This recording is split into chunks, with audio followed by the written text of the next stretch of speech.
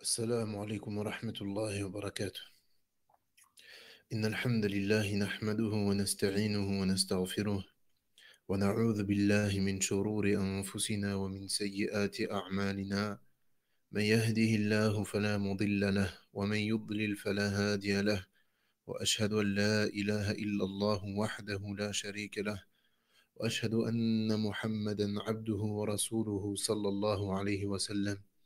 يا أيها الذين آمنوا اتقوا الله حق تقاته ولا تموتن إلا وأنتم مسلمون. يا أيها الناس اتقوا ربكم الذي خلقكم من نفس واحدة وخلق منها زوجها وبث منهما رجالا كثيرا ونساء، واتقوا الله الذي تساءلون به والأرحام، إن الله كان عليكم رقيبا.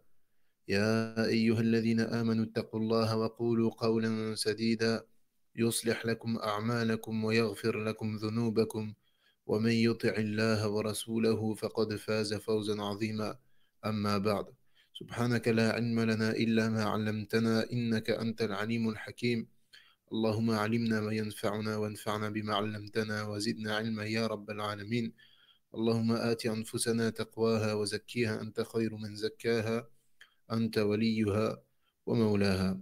أما بعد، فمرحبا بكم يا أيها الإخوة والأخوات في هذه الليلة المباركة. Bienvenue à tous. Naam pour cette conférence dont le sujet va porter sur certaines recommandations des salafs, yani des pieux prédécesseurs, envers les jeunes, envers la jeunesse.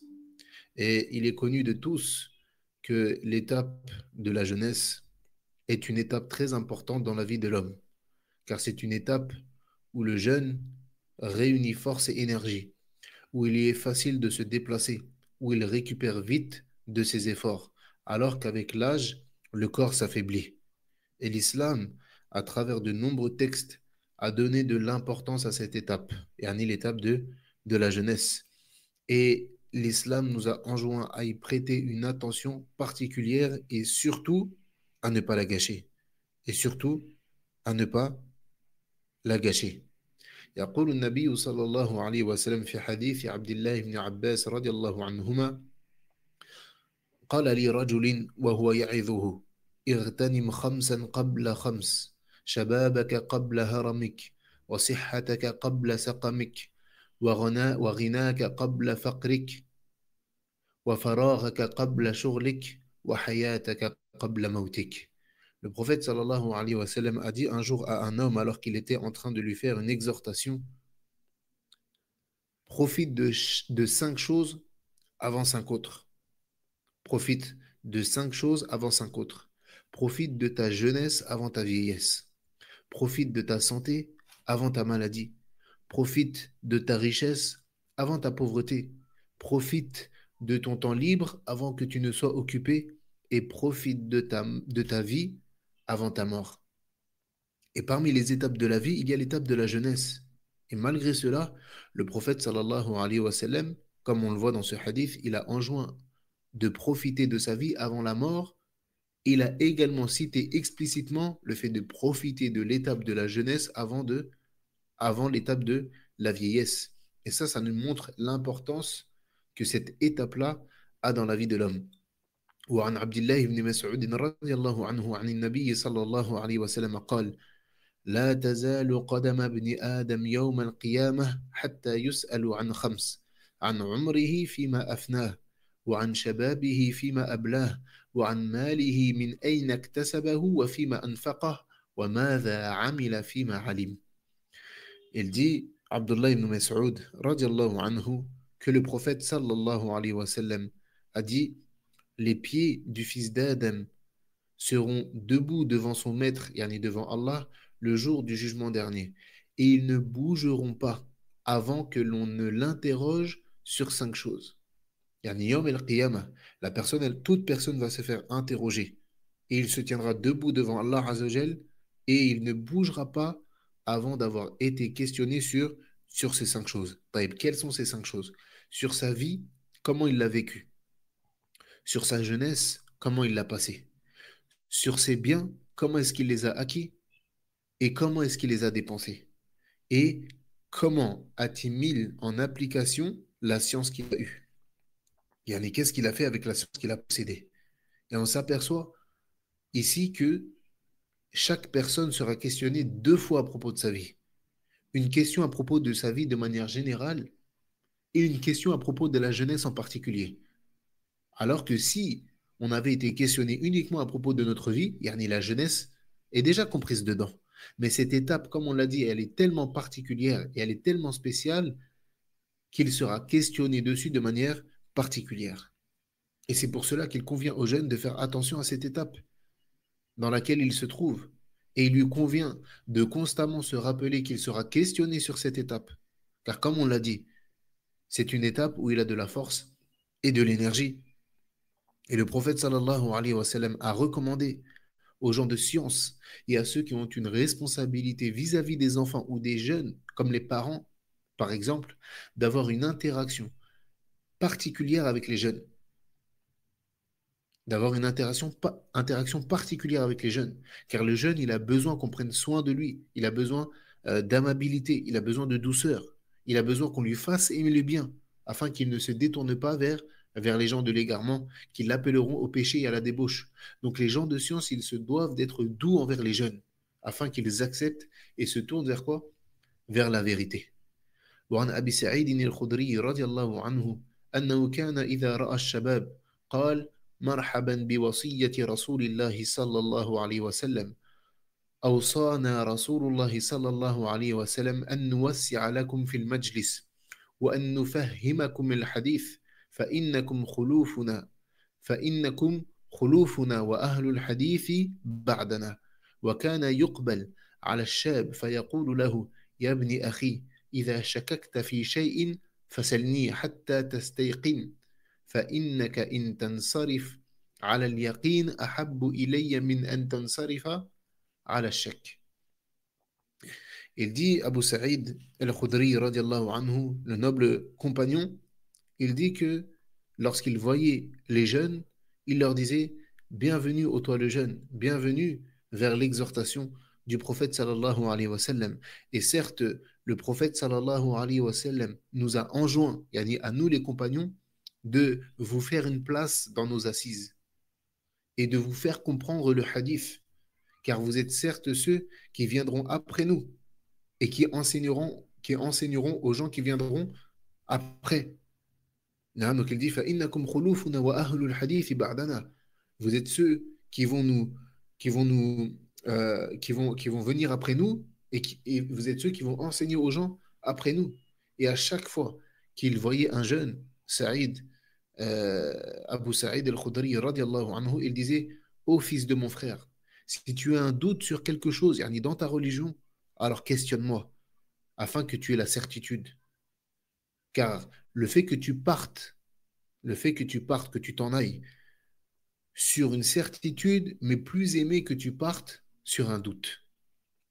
Le fait que tu partes sur une certitude, mais plus aimé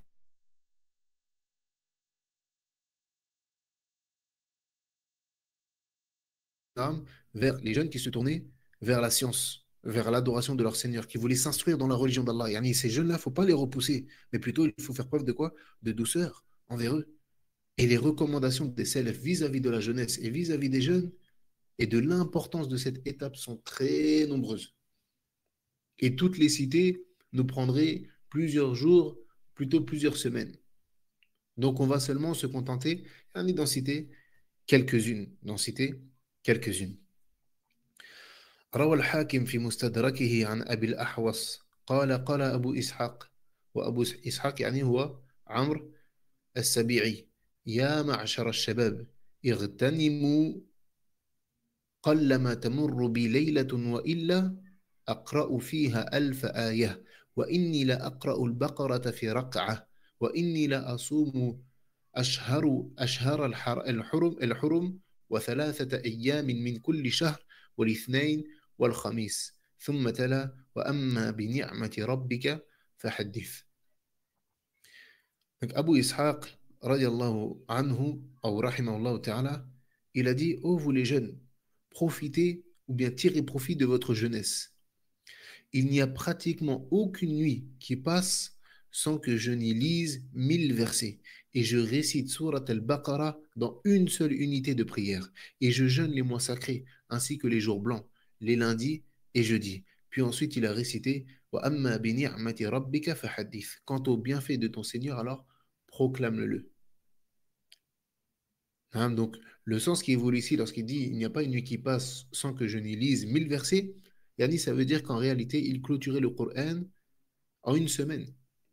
Car dans le Coran, il y a plus ou moins 6200 versets. Donc, il clôturait le Coran en quoi? En une semaine. Et ça, c'est ce qui est rapporté de beaucoup de salafs. C'est ce qui est rapporté de beaucoup de salafs. Il clôturait la lecture du Coran en combien de temps? En 7 jours. Et ici, il a mentionné tous ces actes-là. Yani, une personne pourrait se poser la question. Yani, pourquoi est-ce qu'il dit aux jeunes, il dévoile toutes ses bonnes actions? Il dit, je fais telle chose et je fais telle chose et je fais telle chose. Il dit pas cela dans le but de s'enorgueillir ou de s'élever, mais plutôt dans le but de faire quoi? De motiver les jeunes à qui il s'adresse, à les motiver dans la multiplication des efforts, dans la lecture du Coran, dans la prière, dans le jeûne, dans l'amélioration de leur relation avec Allah. Et également, le Hakim il rapporte عن عمرو بن ميمون أنه كان يلقى الرجل من إخوانه فيقول لقد رزقني الله البارحة من الصلاة كذا ورزق من الخير كذا. وهذا الأثر والذي قبله رواهما كما ذكرت كما كما ذكرت الحكم. نعم. وقال عقب هذين الأثرين فرحم الله عمرو بن عبيد الله السبيعي وعمرو بن ميمون الأودي فلقد نبه لما يرغب في العبادة. Donc il disait également Amr ibn Maymoun, lorsqu'il rencontrait un jeune, il lui disait Allah m'a fait don la nuit dernière de telle prière et il m'a fait don de tel bien. Taïb. Et Al-Hakim, fi Mustadrakihi, celui qui rapporte ça dans son livre, Al-Mustadrak, il dit à la suite de ces deux athars, il dit qu'Allah fasse miséricorde à Amr ibn Ubayd, ibn Ubaydillah al-Sabi'i ou Amr ibn Maymoun, car ils ont certes mis en lumière la manière de faire aimer aux jeunes les actes d'adoration. Donc l'affaire n'est pas comme certains pourraient penser. Yani, est-ce que il, pourquoi est-ce que il dit quoi? Il dit ils ont certes mis en lumière la manière de faire aimer aux jeunes les actes d'adoration.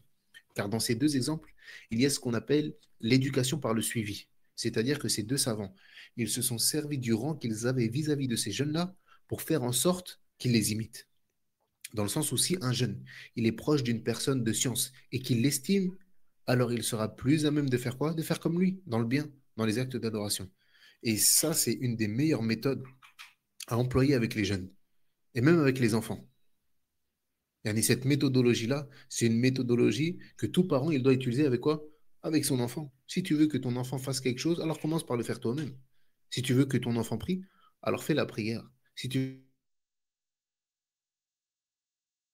Hein, si tu veux que ton enfant ait des bons comportements, alors aie toi-même un bon comportement. Et ça, c'est une règle dans quoi? Dans l'éducation des enfants. ومن جملة وصايا السلف للشباب ما رواه الخطيب البغدادي في كتابه الجامع لأخلاق الراوي وآداب السامع عن حماد بن زيد قال دخلنا على أنس بن سيرين في مرضه فقال اتقوا الله يا معشر الشباب انظروا ممن تأخذون هذه الأحاديث فإنها من دينكم. Al-Khatib al-Baghdadi, rahimahullah ta'ala, il rapporte dans son livre Al-Jami' li-Akhlaq al-Rawi wa Adab al-Sami' d'après Hammad ibn Zayd, qu'il a dit nous sommes rentrés auprès de Anas ibn Sirin lorsqu'il était, lorsqu'il était malade. Et il nous a dit craignez Allah, ô vous les jeunes, et prenez garde de qui est-ce que vous prenez ces ahadiths, car certes, cela fait partie de votre religion. Et ça, en réalité, c'est une recommandation qui est très courte, mais qui est immense dans le profit pour les jeunes qui sont motivés dans la recherche de la science. Car effectivement, le fait de se tourner vers la recherche de la science fait partie des meilleurs actes d'adoration. Mais il y a une méthodologie à suivre. Il faut que tu prennes garde À qui est-ce que tu écoutes? De qui est-ce que tu prends ta science? Auprès de qui est-ce que tu t'assois? Et ça, c'est quelque chose de très important qui est extrêmement négligé. Mais ô combien c'est important. Il est primordial de savoir de qui est-ce que tu prends ta science. De qui est-ce que tu prends ta science? Car comment est-ce que tu peux confier la chose qui t'est la plus précieuse, à savoir ta religion, à un inconnu, à n'importe qui, au premier venu? Et comme je le dis souvent, est-ce que on n'a pas vu des jeunes partir euh, dans ce qu'ils pensaient être un djihad au nom d'Allah Azzawajal? Est-ce qu'ils n'ont pas tué des gens au nom de la religion? Et cela à cause de quoi? À cause d'une mauvaise compréhension de la religion. Et à cause de quoi? Et à cause du fait qu'ils ont écouté les mauvaises personnes. À cause du fait qu'ils ont quoi? Écouté les mauvaises personnes. Et comme je le dis souvent également, celui qui veut faire réparer sa voiture, il va chercher un bon garage. Il va chercher un bon garage et un bon garagiste qui ne vole pas, qui fraude pas. Et il va se renseigner. Est-ce que lui, c'est quelqu'un de sérieux? Vous voyez? Celui qui veut réparer son téléphone. Il va pas aller, est-ce qu'il va aller à la première boutique qui répare les téléphones? Là, il va demander. Il va demander autour de lui, à ses amis. Est-ce que vous avez déjà fait réparer votre téléphone chez lui? Hein? Est-ce qu'il échange les pièces? Est-ce qu'il est sérieux? Est-ce qu'il vole? Est-ce qu'il arnaque? Est-ce qu'il... Tout ça pourquoi? Pour préserver son téléphone. Mais quand il s'agit de la religion, c'est comme si elle n'a pas de valeur. On la confie à tout le monde et n'importe qui. Et on ne cherche pas à savoir qui est cette personne. Et ça, c'est une immense erreur. C'est une immense erreur. La personne, elle doit prendre la science des savants d'Ahl Sunnah. Elle doit prendre la science des savants des gens de la Sunna. Pour celui qui en a la capacité, pour celui qui a la langue arabe. Et celui qui ne l'a pas, qui n'a pas la capacité, alors il prend sa science des étudiants, de ceux qui ont étudié auprès des savants. Mais également, ils doivent se renseigner sur cet étudiant-là. C'est qui? Qui est-il? Auprès de qui il a étudié? Hein? Quelle est la voie à laquelle il appelle? Est-ce qu'il y a un savant qui le recommande ou pas? Et en dehors de cela, délaisse cette personne-là. Yani, n'écoute pas les cours d'une personne si tu ne sais pas. Si tu ne sais pas qui il est. Si tu ne sais pas où est-ce qu'il a étudié. Quel est son parcours. Et de là, tu comprendras que les trois quarts des gens qui sont sur Internet ne sont pas des gens à écouter, puisque les trois quarts n'ont même pas étudié de base. Comme on dit, faire les royautés. Celui qui ne possède pas quelque chose ne peut pas le donner à quelqu'un d'autre. Celui qui ne possède pas une chose ne peut pas la donner à quelqu'un d'autre. Donc celui qui ne possède pas de science ne peut pas enseigner à une autre personne. Naam. Donc délaisser tous ces euh, pseudo-prédicateurs, ces pseudo-imams à qui Internet a donné une tribune et qui n'ont jamais étudié de leur vie. Et posez-vous une question, comment se fait-il que ces gens-là, ils ne peuvent parler de religion que sur Internet? Parce que dans la vraie vie, personne ne leur donne du crédit. Est-ce que cette personne-là, elle peut s'asseoir dans une mosquée? Est-ce qu'elle peut faire une khutbah? Allez. Est-ce qu'elle peut venir dans une mosquée et faire une khutbah du vendredi? Elle peut pas. Est-ce qu'elle peut venir dans une mosquée et donner un dars? Est-ce qu'elle peut prendre un livre et expliquer ce livre-là? Elle ne peut pas. Pourquoi? Car ces gens, ils n'ont jamais voyagé. Ces gens n'ont jamais étudié de leur vie. Et quand je dis étudier, je parle de voyager auprès des gens de science, de fatiguer son corps dans des assises de science, de patienter face à toutes les difficultés qui sont liées à l'étude de la science. Je ne parle pas de celui qui est dans sa chambre, tamam, et que tu écoutes deux, trois doulours comme ça, et qui dit, voilà, moi je suis un talibul ilm. Là, on prenait garde à cette chose-là, c'est très important. Et on le répète, on le répète, on le répète. Et certaines personnes, elles peuvent dire, subhanallah, c'est une chose qu'on répète tout le temps, mais c'est une chose qu'on a extrêmement besoin de répéter. Faites attention à qui est-ce que vous écoutez. Prenez garde. Ne soyez pas comme Cheikh al-Islam Ibn Taymiyyah, rahimallahu ta'ala, il disait, ne soyez pas comme l'éponge qui prend tout ce qu'on lui donne. Vous voyez l'éponge, tu renverses de l'eau, du sirop, du bissap, du bouille, renverse n'importe quoi dessus. Qu'est-ce qu'elle fait? Elle prend tout. Là, ne sois pas comme ça. Ne sois pas comme ça. وكذلك روى الخطيب البغدادي رحمه الله تعالى عن مالك بن دينار أنه قال إنما الخير في الشباب. الخطيب البغدادي رحمه الله تعالى également il rapporte de Malik ibn Dinar رحمه الله تعالى qu'il a dit certes tout le bien se trouve dans la jeunesse. Et ça c'est un avertissement de la part de Malik ibn Dinar. Car certes si le jeune tire profit de sa jeunesse dans la science, il aura amassé un bien immense. Et tout ce qu'il aura amassé va devenir une base solide lorsqu'il va grandir. Et tout ce bien lui sera profitable et il en fera profiter autrui. Et à l'inverse, le jeune qui n'utilise pas son temps libre dans le bien, alors qu'est-ce qu'il va faire? Il va l'utiliser dans le mal. Car il n'y a pas pire ennemi pour le jeune que le temps libre. Il n'y a pas pire ennemi pour un jeune que le temps libre. Surtout s'il se réunit en lui la force, l'énergie, l'argent et le temps libre. S'il réunit en lui ces caractéristiques-là, alors c'est la porte ouverte à tous les maux. S'il réunit la force, l'énergie, l'argent et le temps libre. Et surtout en période de trouble. Et surtout en une période de trouble, à une époque où les tentations se répandent à une vitesse grand V, comme on dit, et que les tentations et les troubles se multiplient, sauf pour ceux à qui Allah Azzawajal a fait miséricorde. Et est-ce que les tentations et les troubles et les fitaines peuvent être plus répandus qu'à notre époque? Aujourd'hui, avec une simple connexion à Internet, la personne, elle peut avoir accès au facet tout entier, au mal tout entier. Et il n'y a qu'à voir le facet, la perversité, la turpitude qui se propage et se partage sur les réseaux sociaux. Il n'y a qu'à voir la turpitude et la perversité qui se propagent et se partagent sur les réseaux sociaux. Quand bien même toi, tu n'es pas là pour cela. Quand bien même tu n'es pas là pour cela. Tu n'es pas à l'abri que cela te touche. Naam, donc celui qui ne tire pas profit de sa jeunesse dans le bien, il est certes passé à côté d'un bien immense. Comme par exemple la mémorisation. Celui qui n'a pas mémorisé dans sa jeunesse, il verra que lorsqu'il va atteindre un âge un petit peu plus avancé, la mémorisation va être difficile. Je ne dis pas, mais ça va être en tout cas plus difficile que lorsqu'il était enfant ou bien lorsqu'il était petit. Car l'enfance et la jeunesse, c'est une époque où tout est facilité. روى عن روى أبو ناعم في كتابه حلية الأولياء عن زيد بن أبي الزرقاء قال خرج سفيان ونحن على بابه فقال يا معشر الشباب تعجلوا بركة هذا العلم. Abu Naïm, il rapporte dans son livre Hilyatul Awliya, d'après Zayd ibn Abil Az-Zarqa, qu'il a dit Sofiane est sorti alors que nous étions près de sa porte, yani près de sa porte d'entrée. Et il nous a dit ô vous les jeunes, empressez-vous de tirer profit de la bénédiction de cette science. Naam, donc le sens de cette phrase, c'est profiter de votre jeunesse à bon escient, afin de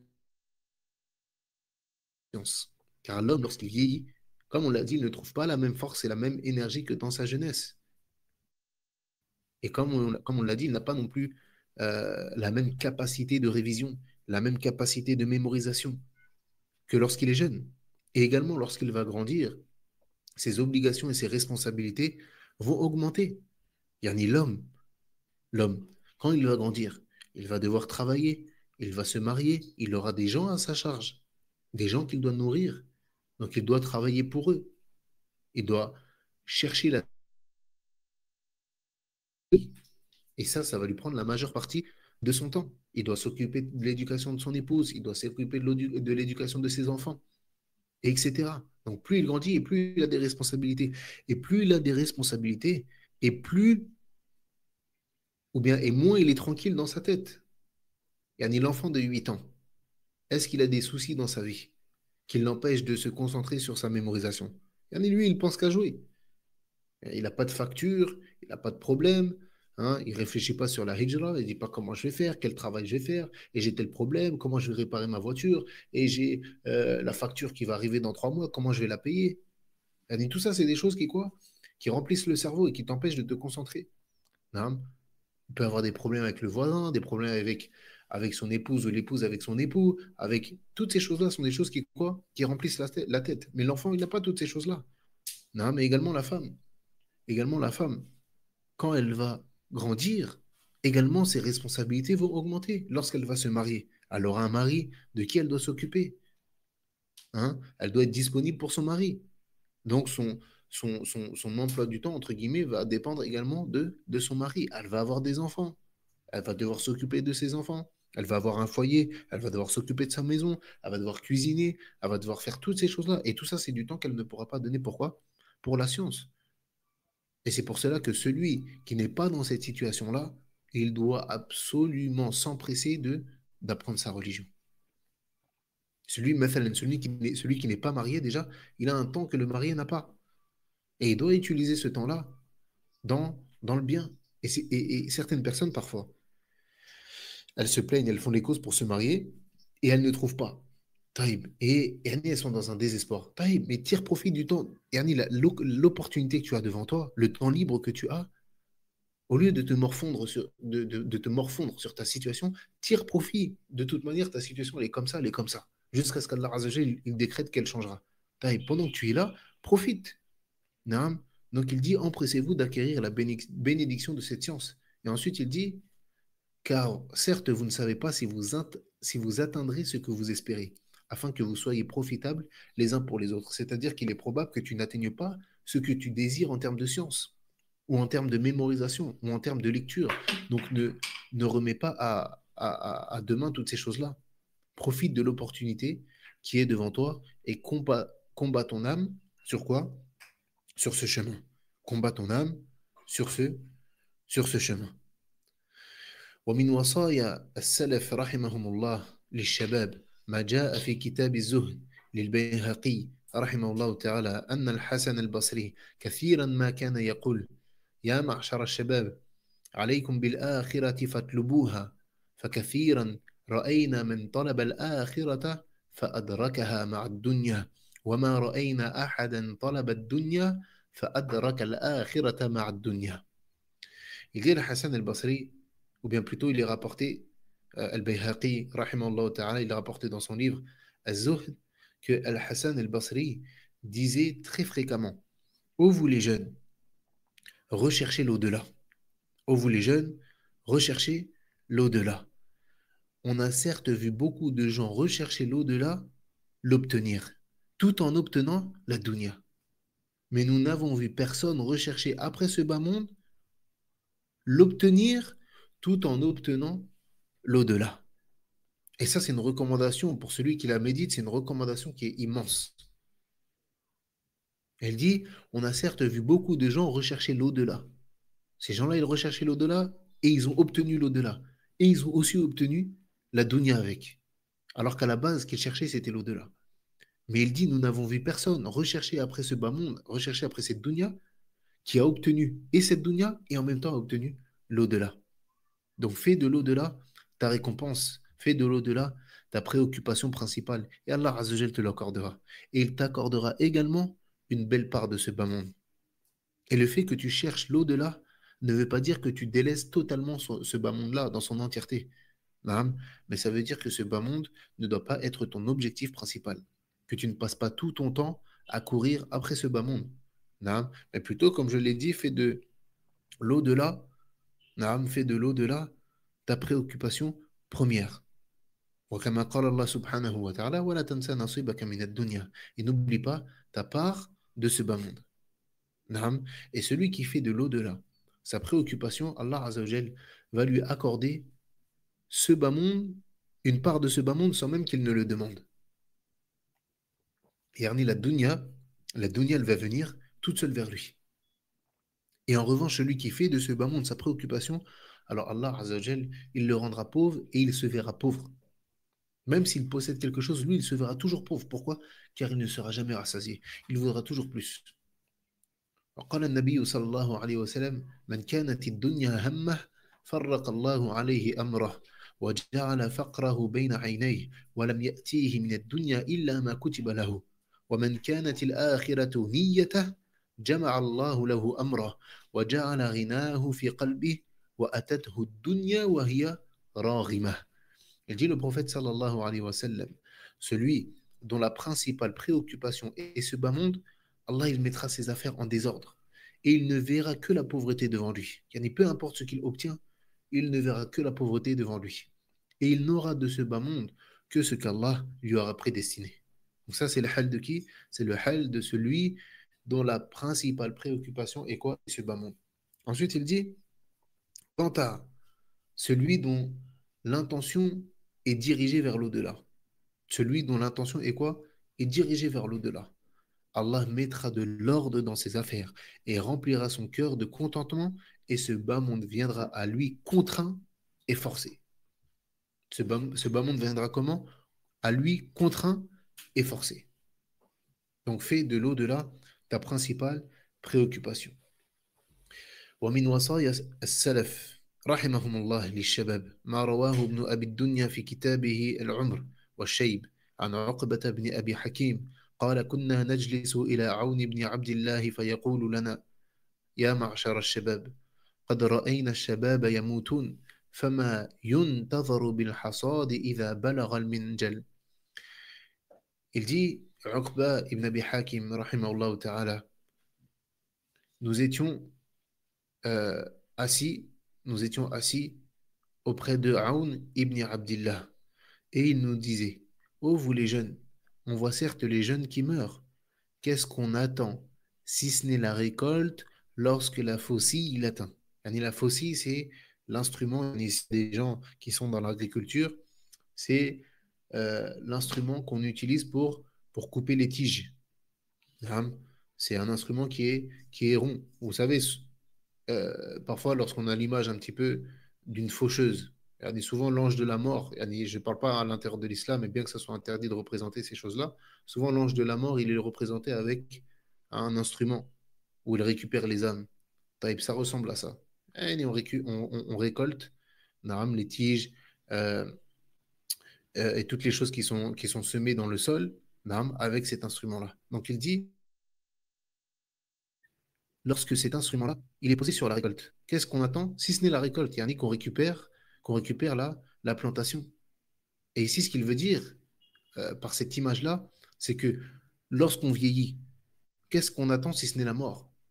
Tout comme ce qu'on cultive, lorsque le moment vient, lorsque les choses qu'on cultive, le moment est venu, alors on les récolte.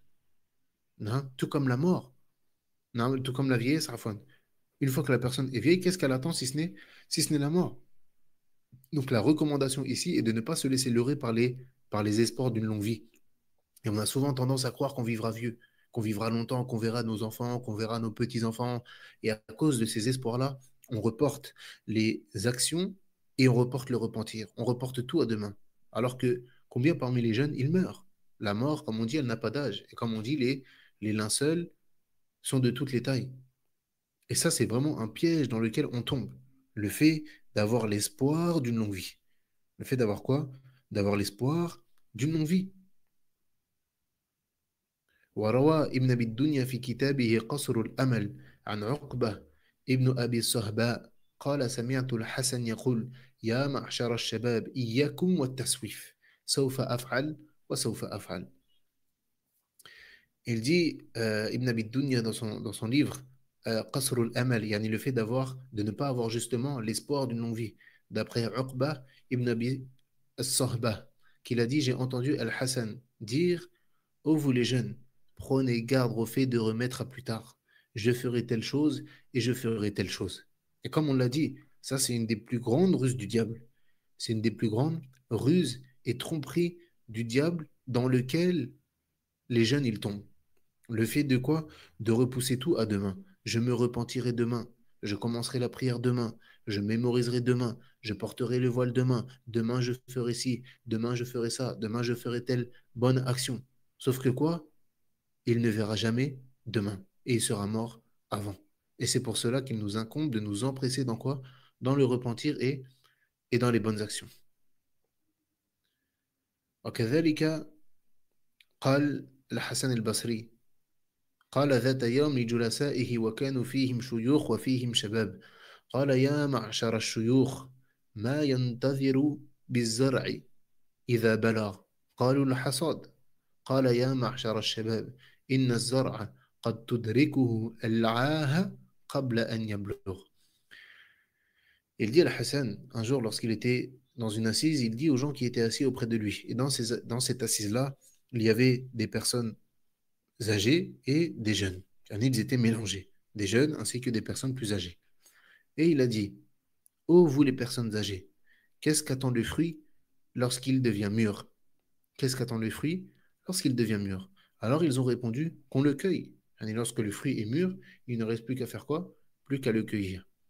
Et il a dit ensuite, ô vous les jeunes, certes le fruit peut être atteint d'une maladie avant qu'il ne mûrisse. Certains fruits, non, ils vont jusqu'à devenir mûrs et on le récolte. Donc lui, ici, c'est l'image de quelqu'un qui a eu une longue vie. Mais il dit, ce fruit-là, rien ne garantit qu'il ne va pas être atteint d'une maladie avant même qu'il ne mûrisse et qu'il pourrisse et qu'il meure. Tout comme le jeune, rien ne lui garantit qu'il atteindra la vieillesse et il se peut qu'au cours même de sa jeunesse, il soit atteint d'une maladie et qu'il meure avant de n'atteindre la vieillesse. Donc, comme on l'a dit, ne pense pas que tu vas forcément atteindre la vieillesse, plutôt vis sur cette règle que nous a donnée Abdullah ibn Omar radiallahu anhuma lorsqu'il disait إذا أمسيت فلا تنتظري الصباح وإذا أصبحت فلا تنتظري المساء. Il disait, Abdullah ibn Omar radiallahu anhuma, si tu atteins le matin, ou bien si tu atteins le soir, n'attends pas le matin. Et si tu atteins le matin, alors n'attends pas le soir. Si tu atteins le soir, fais comme si tu vas mourir avant d'atteindre le matin. Fais comme si tu n'atteindras pas le matin. Et si tu atteins le matin, vis ta journée comme si tu n'atteindras pas le soir et que tu avais la certitude que tu allais mourir avant quoi? Avant d'atteindre le soir.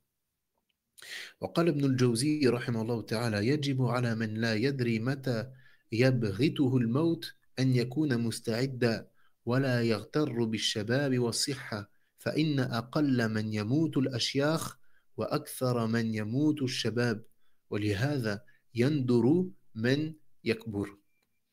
Il dit, Ibn al-Jawzi, rahimahullah ta'ala, il est obligatoire à celui qui ne sait pas quand la mort va l'atteindre d'être prêt à la rencontrer. Il est obligatoire à celui qui ne sait pas quand la mort va l'atteindre d'être prêt à la rencontrer. Et qui d'entre nous sait quand est-ce que la mort va l'atteindre? Personne. Donc, tout le monde doit être prêt à rencontrer la mort. Et pose-toi cette question-là, si je meurs tout de suite, là, tout de suite, si je meurs, qu'est-ce qu'on va faire de moi? Est-ce que je suis de ceux qui ont préparé leur mort, qui ont préparé leur au-delà? Ou bien plutôt, est-ce que je suis de ceux qui se sont laissés aller et qui se sont laissés tromper par ce bas monde et euh, qui n'ont pas récolté tout ce qu'ils devaient récolter dans ce bas monde? Et il dit, rahimahullah ta'ala, et qu'il ne soit pas. Donc il dit, il est obligatoire à celui qui ne sait pas quand la mort va l'atteindre d'être prêt à la rencontrer et qu'il ne soit pas trompé par sa jeunesse et sa santé. Car certes, peu sont les vieux qui meurent et la plupart de ceux qui meurent sont les jeunes. Et c'est pour cela que rares sont les vieux. Subhanallah, c'est une parole qui est. La fin de cette parole-là, elle est agib. Il dit car certes, peu sont les vieux qui meurent et la plupart de ceux qui meurent sont les jeunes. Et c'est pour cela que rares sont les vieux. Car certes, peu sont les vieux qui meurent. La plupart de ceux qui meurent sont des jeunes. Et aujourd'hui, lorsqu'on entend une janaza, la plupart du temps, c'est pas une personne de 80 ans. Mais souvent, ce sont des jeunes. Quand on dit des jeunes, c'est des personnes qui ont, euh, c'est des personnes qui ont 40 ans, ils n'ont même pas atteint la trentaine pour certains, ni la quarantaine. À tel point que parfois, tu trouves une maison où il y a un vieux dans cette maison-là qui est faible et malade et que tu n'as personne parmi les jeunes pour le servir ou pour l'aider. Et ça, c'est des exemples qui sont concrets qu'on peut tous voir de nos propres yeux. Non, c'est des exemples qui doivent nous réveiller, qui doivent faire qu'on ne soit pas trompé par la jeunesse ni par la santé. Et combien sont ceux qui pensent être en bonne santé, alors qu'en réalité, ils sont malades, qu'ils ont une maladie, billah, qui est en train de se propager dans leur corps, alors qu'ils ne le savent, alors qu'ils ne le savent même pas. Alors qu'ils ne le savent même pas.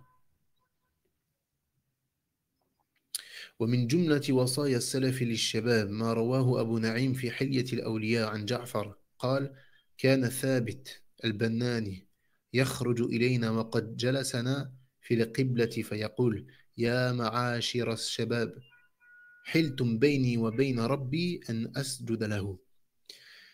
Parmi les recommandations des salafs envers les jeunes, il y a ce que rapporte Abu Na'im dans son livre Hilyat al-Awliya, d'après Ja'far, qu'il dit qu'il est sorti, il dit plutôt que Thabit est sorti vers nous, alors que nous étions assis dans la mosquée. Et il nous a dit, oh vous les jeunes, vous m'avez certes empêché de me prosterner pour mon Seigneur. Et ici, cette recommandation-là, c'est une recommandation envers les frères. Car parfois, et cela arrive même beaucoup, les frères, ils se réunissent et se rencontrent dans la mosquée. Et ils utilisent cette opportunité-là pour parler de tout et de rien. Et par cela, ils empêchent et ils dérangent une personne qui est venue pour adorer son Seigneur dans la maison d'Allah. Et au final, ils ne sont ni dans la mosquée pour adorer Allah, ni ils laissent celui qui est venu adorer Allah le faire. Donc il est important ici de rappeler la place du masjid et le droit de la mosquée. Et son but, la mosquée, c'est pas un lieu pour parler de tout et n'importe quoi.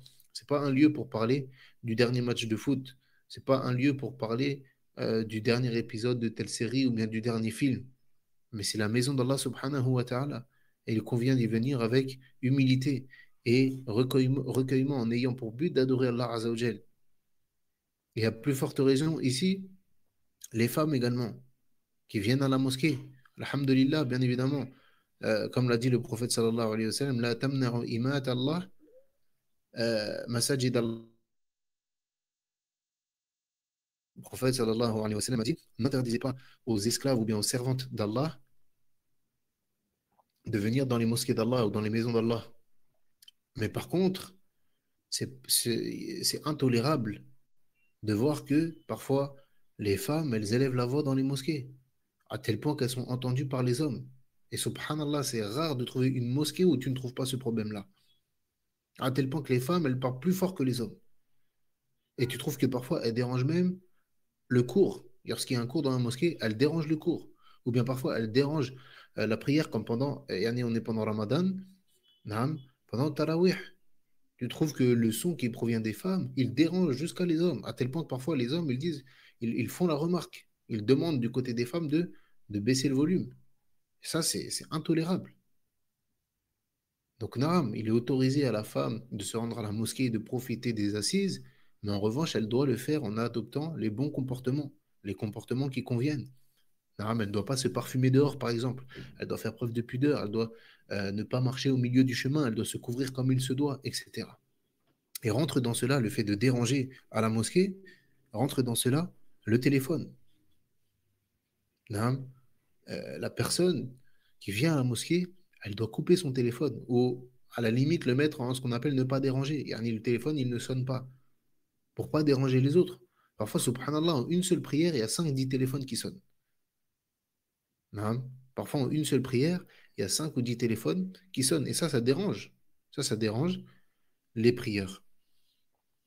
ومن جملة ومن جملة وصايا السلف رحمه الله للشباب ما رواه أبو نعيم في الحلية عن أبي المليح قال قال لنا ميمون ابن مهران ونحن حوله يا معشر الشباب قوتكم اجعلوها في شبابكم ونشاطكم في طاعة الله. Il dit également d'après Abu Naïm fi al-Hilya, d'après Abi Malih, que Maymoun ibn Mihran leur a dit: ô vous les jeunes, utilisez votre force durant la jeunesse dans l'adoration d'Allah et dans son obéissance. Utilisez votre force durant la jeunesse dans l'adoration d'Allah et dans son obéissance. ثم قال يا معشر الشيوخ حتى متى. Il a dit ensuite: ô vous les âgés, ô vous les vieux, jusqu'à quand? Yani jusqu'à quand vous allez attendre comme cela et ne pas utiliser ni exploiter votre vie dans l'adoration? Jusqu'à quand? Yani aujourd'hui, vous êtes devenus des personnes âgées. Et même aujourd'hui, vous n'arrivez pas à quoi? À utiliser votre vie et utiliser votre temps dans l'adoration d'Allah Azza wa Jal. Il ne faut pas oublier une chose très importante que toute personne doit vouloir. C'est que parmi ceux qui seront sous l'ombre d'Allah subhanahu wa ta'ala le jour où il n'y aura pas d'ombre si ce n'est la sienne, shabun nasha'a fi ibadatillah, comme l'a dit le prophète sallallahu alayhi wa sallam.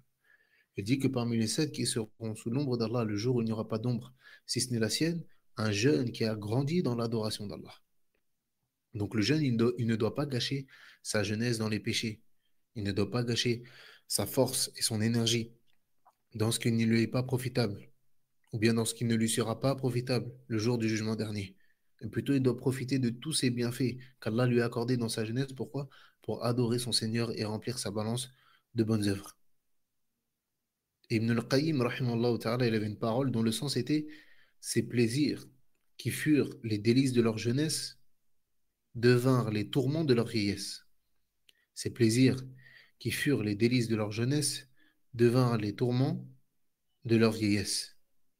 Pourquoi? Parce que si tu passes ou tu as passé ta jeunesse dans la désobéissance à Allah, tôt ou tard tu regretteras. Tôt ou tard tu regretteras. Et à l'inverse, bonne annonce et bonne nouvelle au jeune qui délaisse ses passions et ses envies pour son Seigneur, car il sera parmi les gagnants le jour du jugement dernier. Donc le jeune, il doit utiliser les bienfaits qu'Allah Azza wa Jalla lui donne durant sa jeunesse. Pourquoi? Pour lui, il doit les utiliser dans ce qui plaît à Allah. Et ça, c'est valable pour le jeune comme pour celui qui n'est pas jeune. Ça fait partie du comportement à adopter vis-à-vis des bienfaits qu'Allah nous donne. كما قال الله عز وجل: لئن شكرتم لأزيدنكم ولئن كفرتم فإن عذابي لشديد. Il dit subhanahu wa ta'ala: لئن شكرتم لأزيدنكم. Si vous êtes reconnaissant, alors j'augmenterai sur vous mon bienfait. ولئن كفرتم. En revanche, si vous êtes ingrat envers mon bienfait, فإن عذابي لشديد.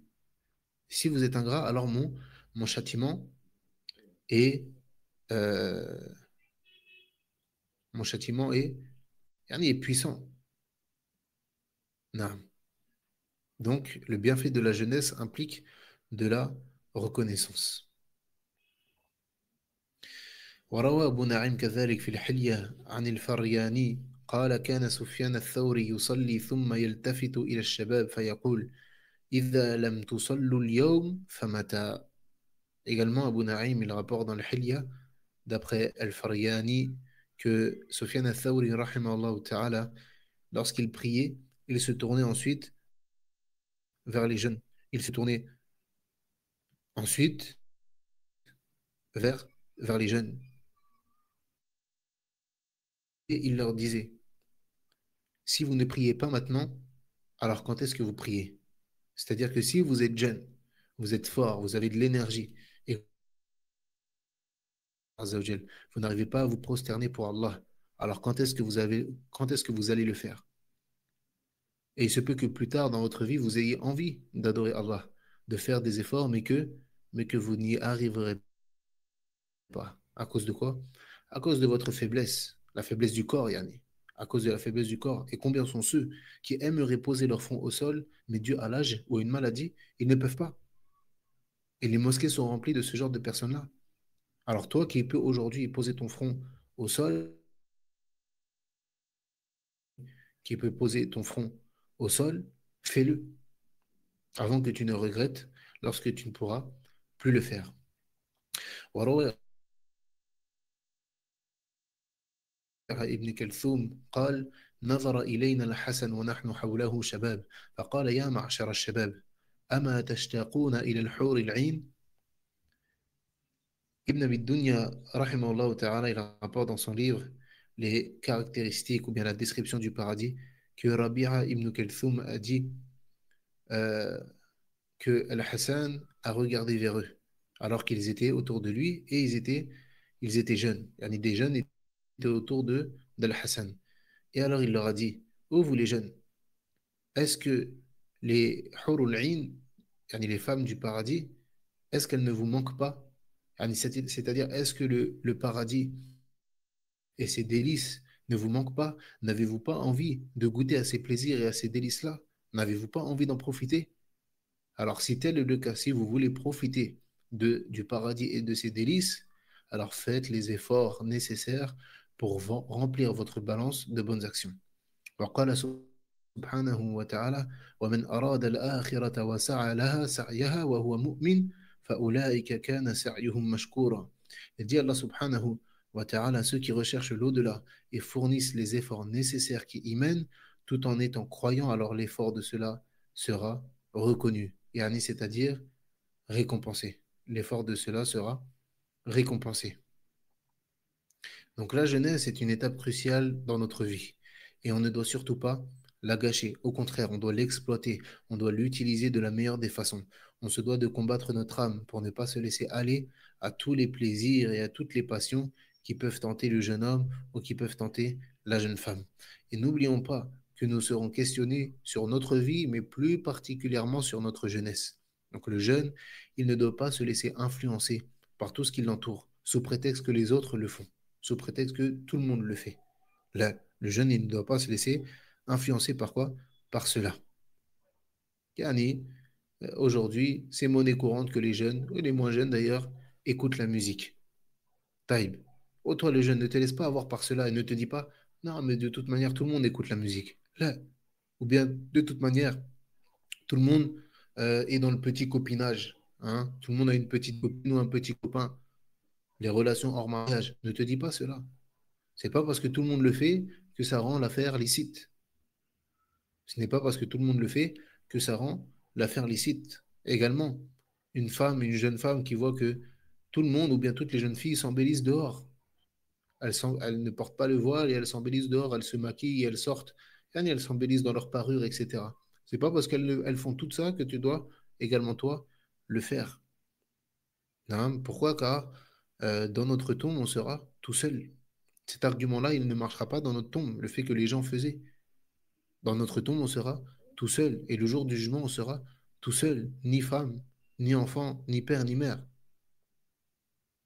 Ni femme, ni père, ni mère, ni enfant. Comme il dit Allah Azza wa Jal, يَوْمَ يَفِرُّ الْمَرْءُ مِنْ أَخِيهِ وَأُمِّهِ وَأَبِيهِ وَصَاحِبِهِ وَبَنِيهِ. Le jour où يَوْمَ يَفِرُّ الْمَرْءُ مِنْ أَخِيهِ, le jour où l'homme il s'enfuira de son propre frère. وَأُمِّهِ وَأَبِيهِ, de sa mère et de son père. وَصَاحِبَتِهِ وَبَنِيهِ, de son ami et, et de ses enfants et de son fils. Et Ali, il se détournera de tout le monde. Yom al-Qiyamah, comme on dit, c'est chacun pour sa peau. Personne ne veut s'embêter avec le cas d'une autre personne. Là, là.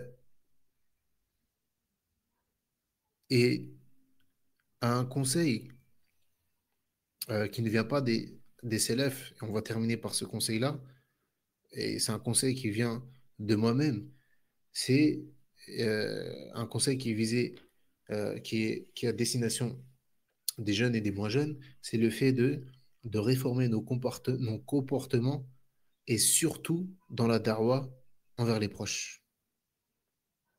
Le fait de réformer nos comportements et surtout dans la darwa que on fait avec nos proches. Car malheureusement, beaucoup de jeunes, lorsqu'ils rentrent dans, yani lorsqu'ils reviennent à Allah Azza wa Jal, ils reviennent à la droiture avec une fougue. Tamam. Et ils commencent à apprendre et ils commencent à se rendre compte qu'il y a certaines choses qui sont haram, il y a certaines choses qui font partie de l'innovation. Et qu'est-ce qu'il fait? Il se met à parler dans tout et n'importe quoi, sans science. Et le pire dans tout ça, c'est qu'il commence à apprendre deux, trois choses et qu'il pense que ça y est, il connaît. Il a lu une fatawa sur Internet, khalas, il pense qu'il maîtrise le sujet. Et ça, comme je le dis tout le temps, arrêtez de croire que c'est parce que vous avez lu une fatawa dans un sujet, surtout maintenant dans le fiqh, que ça y est, vous connaissez la mas'ala. Là, et malheureusement, beaucoup de personnes, elles ont de l'aversion ou elles ont quelque chose dans leur cœur vis-à-vis des gens de la Sunna et vis-à-vis de la voix des gens de la Sunna à cause des comportements de ceux qui portent cette voie-là ou de ceux qui s'affilient à cette voie-là. Et ça, c'est une réalité. Regardez bien. Toute personne qui critique les gens de la Sunna, regardez bien, il ne critique jamais cette voie-là ou les fondations de cette voie-là. Ou il ne critique jamais une chose à laquelle cette voie-là, elle appelle. Mais toujours, il critique qui? Il critique les partisans de cette voie-là. Et ils vont dire, oui, mais regardez leur comportement. Oui, mais regardez ceci. Oui, mais regardez cela. Et tu trouves que ce jeune qui revient vers la religion, qui revient à Allah Azzawajal, il se trouve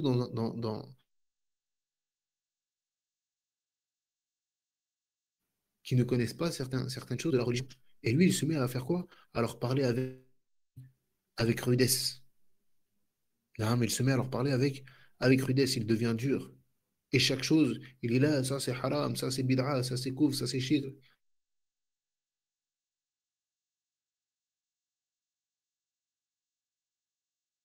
Et ça, c'est une obligation dans la darwa.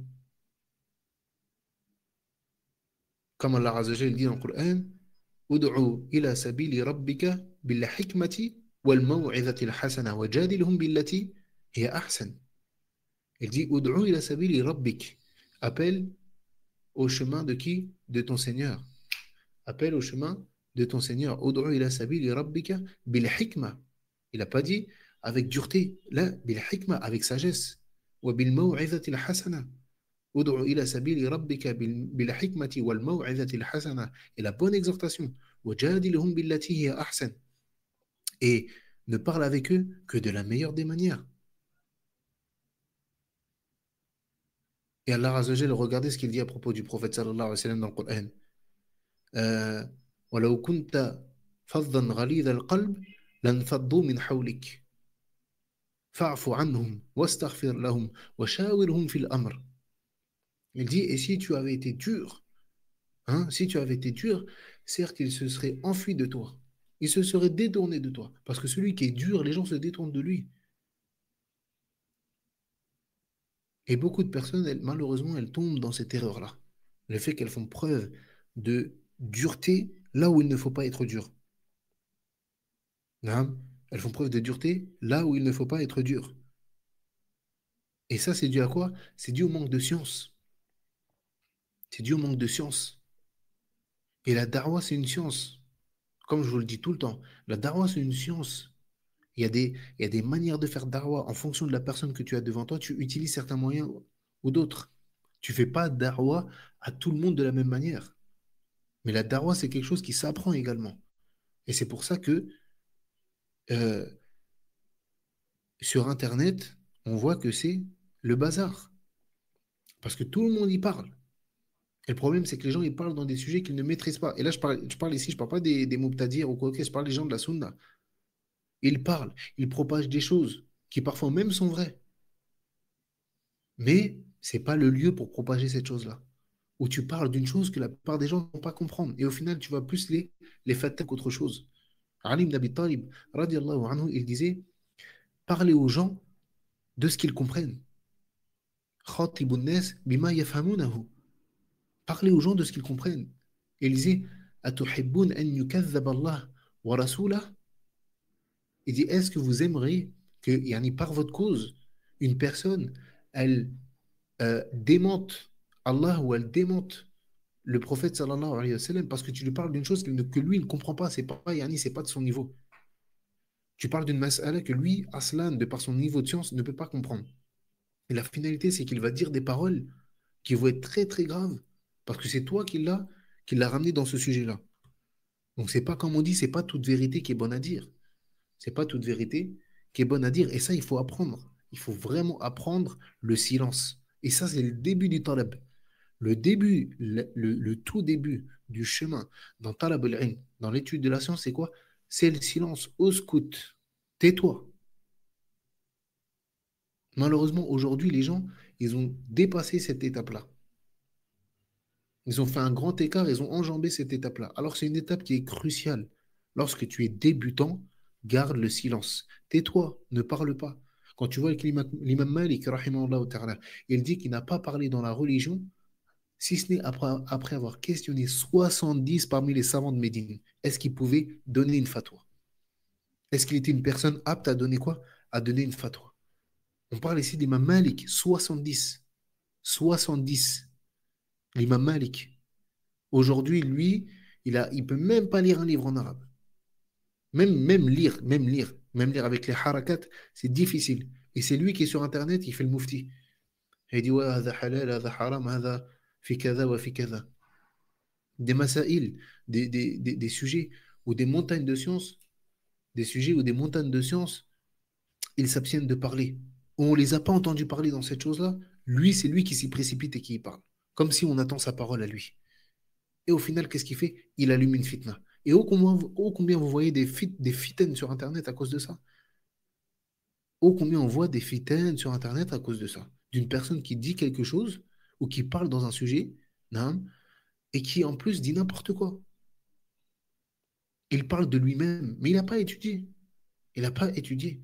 Donc ça, c'est important. L'étude de la science, elle a des marhala. Ne parle dans un sujet que si tu le maîtrises. Et avec ta famille, barakallahu fik, il faut que tu sois doux. Il faut que tu sois doux. Il faut pas que ta famille, elle voit ta droiture comme étant une chose qui t'a éloigné d'eux. Là, au contraire, dis-toi une chose, il faut que tu mettes un objectif entre tes deux yeux. Ton objectif, ça doit être que même si ta famille ne sont pas d'accord avec la voie que tu empruntes, ça c'est une chose. Mais il faut que toi, tu mettes une chose entre tes deux yeux. Et cette chose-là, c'est que même s'ils ne sont pas d'accord avec toi, ils ne peuvent pas nier une chose, c'est que cette voie que tu as empruntée, elle t'a rendu meilleur. Et la voix, comme je le dis tout le temps, la voix des célèbres, c'est pas que la barbe, c'est pas que l'apparence. C'est pas que écrire dans sa biographie Minhaj al-Salaf, al-Qur'an wa Sunnah, Ana Salafi ou je ne sais quoi. C'est pas ça. Ça ne se résume pas à ça. Ça ne se résume pas à un niqab ou à une barbe. Non, ça en fait partie, bien évidemment. Je suis pas en train de vous dire que ça n'en fait pas partie. Ça en fait partie. Mais ce n'est pas que ça. Et bien plus encore, la réforme intérieure, elle est plus importante que la réforme extérieure. C'est pas que ça. La voix des élèves, ce n'est pas que ça. C'est aussi, c'est aussi donner son haqq à nos parents, faire preuve de miséricorde envers eux, hein, le bon voisinage, hein, les prières surérogatoires. Il y a des gens, ils sont occupés à faire la guerre sur Internet, hein, à essayer de faire dawa sur Internet alors qu'ils ont délaissé leur propre maison. Tu trouves ses parents, ils sont dans le shirk. Il leur a jamais parlé de cette chose-là. Par contre, sur Internet, il fait le lion. Commence par faire le lion chez toi. Commence par faire la dawa chez toi. Et celui qui utilise ce moyen-là, eh bien, c'est également une preuve de quoi? De son manque de science. Parce que celui qui a étudié euh, le B.A.-ba de la Darwa, hein, qui a lu ou qui a étudié n'importe quel livre dans les fondements de la Darwa, comment faire Darwa, et à plus forte raison, qui a lu dans la biographie du prophète sallallahu alayhi wa sallam, et qui a vu comment le prophète sallallahu alayhi wa sallam, il a fait sa Darwa, il verra une chose euh, comment dirais-je, qu'on voit chez tous les prophètes et les envoyés, qui sont nos exemples, c'est qu'ils ont tous commencé à faire da'wah par leurs proches. Et d'ailleurs, Allah Azza wa Jal dit même dans le Coran, وَأَنذِرْ عَشِيرَتَكَ الْأَقْرَبِينَ. Il dit, exhorte ta famille proche. C'est eux qui sont en droit. Ta famille proche, au lieu d'aller essayer de faire darwa loin, loin, loin sur Internet, à parler même avec des gens qui viennent d'un autre pays, là, commence par les gens de chez toi, les gens de ta maison, ta famille, tes oncles, tes tantes. Les gens de ta famille, ils sont le plus en droit, mais utilise le bon comportement. Et surtout, utilise ou bien parle au moment où c'est opportun. Il y a des moments, c'est pas le moment de parler. Il y a des moments, c'est pas le bon moment pour parler. Et ça, la personne, elle doit avoir de la basira. Elle doit avoir de la clairvoyance dans ces choses-là. Et si tu ne sais pas, eh bien, abstiens-toi de parler. Parce que comme Cheikh al-Uthaymin, rahimahullah ta'ala, il dit, Al-jahidu yufsidu akthar mimma yuslih. L'ignorant, il détruit beaucoup plus qu'il ne réforme, même s'il veut le bien. Hein? Même si lui, ce qu'il dit, c'est vrai. Mais tous les moyens qu'il utilise, il est à côté. Il est à côté. نعم ونكتفي بهذا إن شاء الله تعالى والله أعلم وصلى الله على نبينا محمد وعلى آله وصحبه وسلم